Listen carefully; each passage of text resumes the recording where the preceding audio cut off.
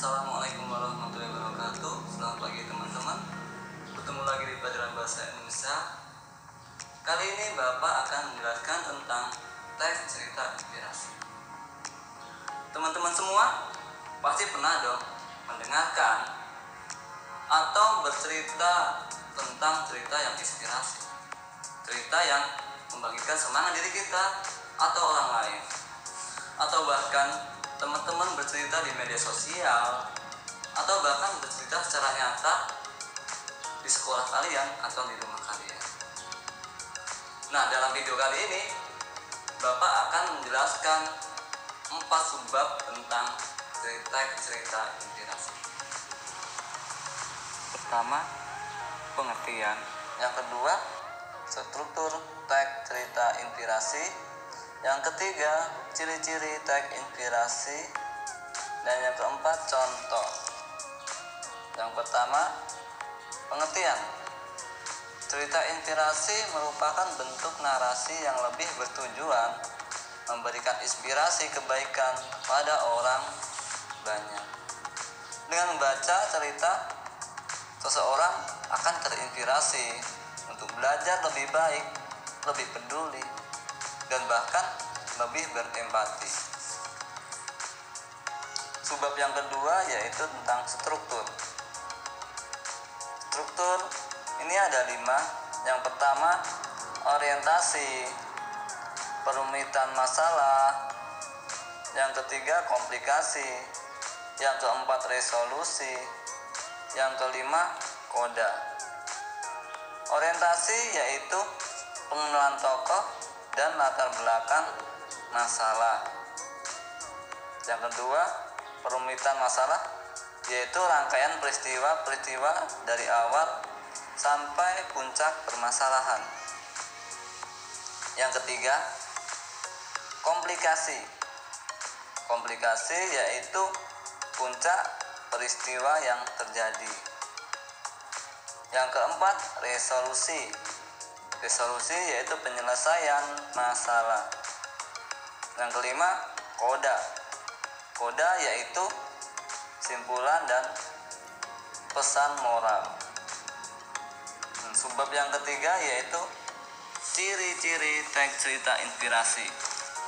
Nah, ciri-cirinya ini ada 4. Yang pertama, terdapat insiden dalam cerita yang menimbulkan perenungan atau interpretasi.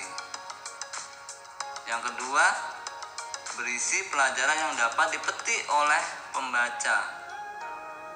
Yang ketiga, umumnya singkat atau pendek. Yang keempat, alurnya sederhana.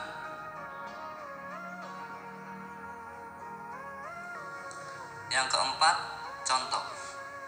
Kali ini Bapak akan memberikan contoh teks cerita inspirasi itu tentang catatan penyelesaian. Pada suatu hari, ada seorang anak yang sedang berusaha untuk memenuhi kebutuhan sehari-harinya.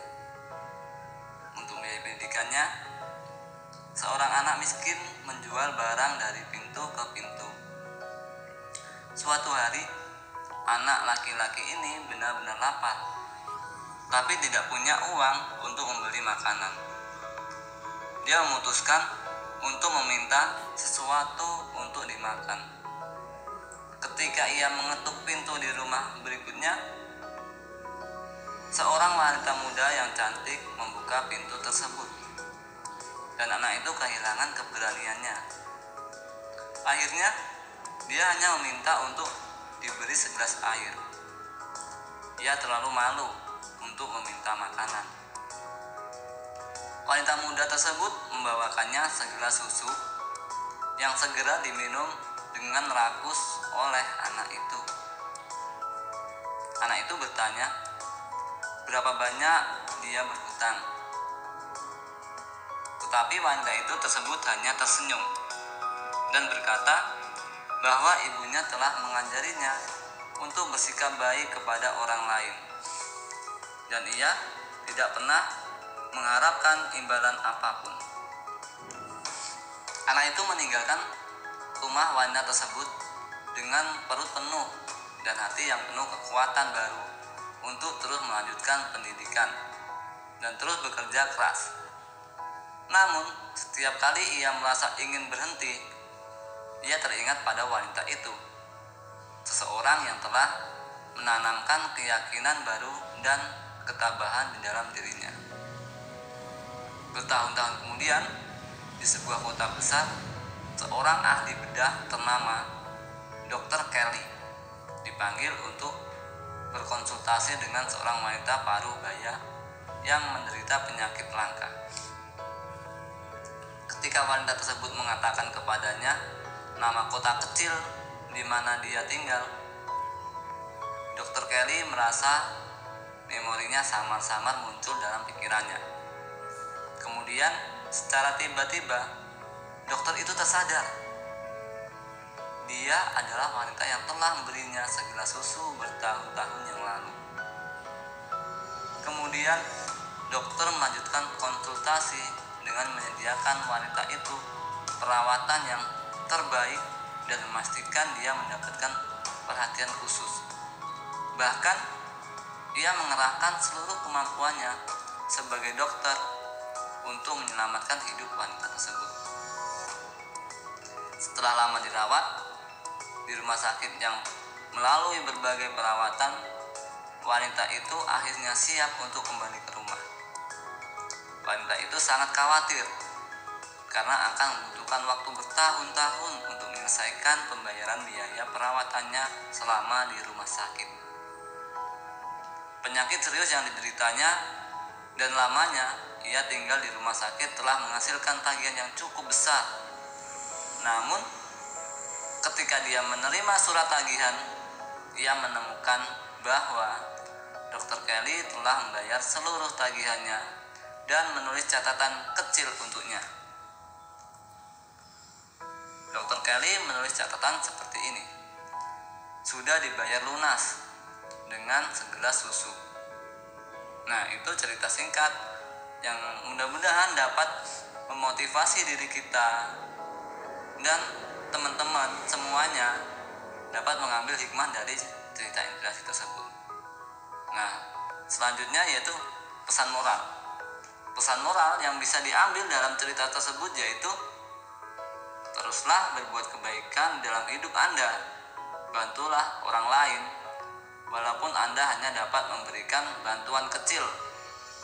Karena bantuan kecil yang Anda berikan sangat berarti kepada orang lain. Percayalah, ketika suatu saat Anda mengalami kesulitan, akan datang bantuan dari orang lain. Itulah balasan dan bantuan kecil yang Anda berikan di masa lalu. Demikian tadi materi tentang teks cerita inspirasi. Semoga bisa bermanfaat, bisa dipahami apa yang Bapak sampaikan, dan bisa menjadi perenungan kita semua tentang apa yang ada dalam hidup kita. Nah, sebelum mengakhiri pelajaran, Bapak akan menyampaikan sebuah hadis riwayat Tirmizi yang artinya setiap manusia pernah berbuat salah. Namun yang paling baik dari berbuat salah adalah yang mau bertobat.